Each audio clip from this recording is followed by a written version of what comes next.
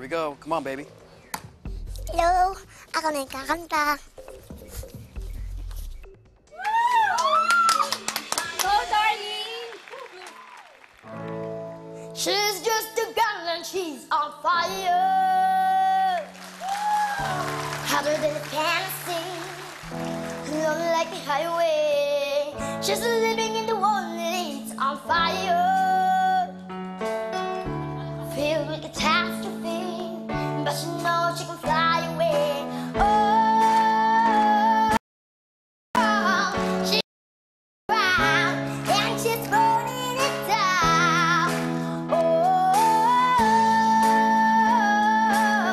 she got her head in the cloud and she's not backing down. Everybody's scared when she goes by, sticking to the flames in her eyes. But she was lighting up the night. Nobody knows she's a lonely girl, and it's a lonely world. We should let it burn, baby, burn, baby, burn, baby. This girl is on fire. This girl is on Bamboo. fire. She's walking on fire. This girl is on fire. Oh, she's just a girl and she's on fire. Oh my God!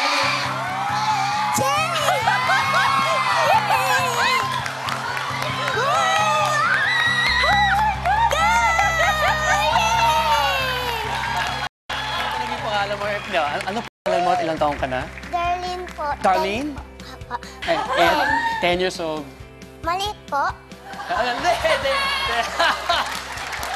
Anong trabaho ng magulang mo?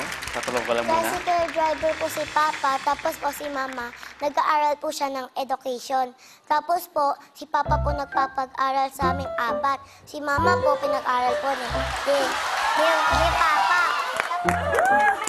We got a charmer on our hands. Tapos po, si Laate naman po, si Papa po ulit. Kaming apat po pala, pinag-aaral po kami ni Papa. Oh, wow. So I applaud your papa. Yung gusto ko sa boses mo, yung energy na yun, lumalabas sa pagkanta mo yun, eh. Ang sarap pakinggan lang, eh. Alam mo, ang hinahanap ko talaga sa Team Sara, yung fighter eh. Narinig ko yun sa pagkanta mo kanina. Talagang nandun yung fighting spirit mo eh. She's just a girl when she's on fire. Hinahanap ko yun eh, talaga eh. At ito ang mapapromise ko sa'yo, Darlene. I will fight for you and we will fight together to win this battle. Ang cute ng bata ka. Grabe ka. Hindi lang cute. Pa, matalino. Parang napakadali mong turuan.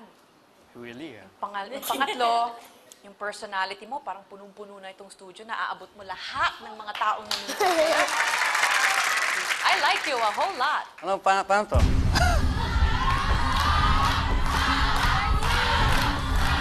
Darling, up.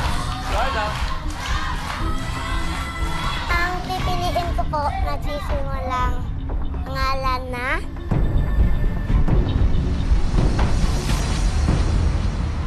L po. El? Leia po.